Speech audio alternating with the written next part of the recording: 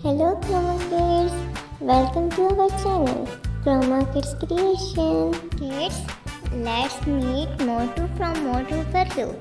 Today we are going to draw Motu. Let's draw and color together. Do you know who is Motu? Motu is a funny and friendly character from the cartoon show Motu Patlu.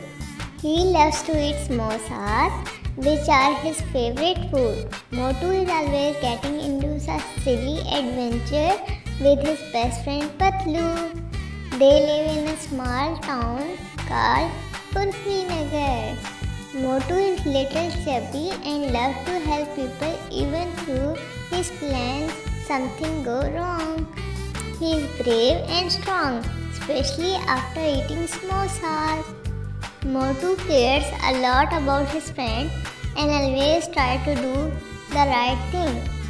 Watching Motu Patlu adventure is lot of fun and teach kids about friendship and helping others. So kids, watch Motu Patlu for a lot of fun.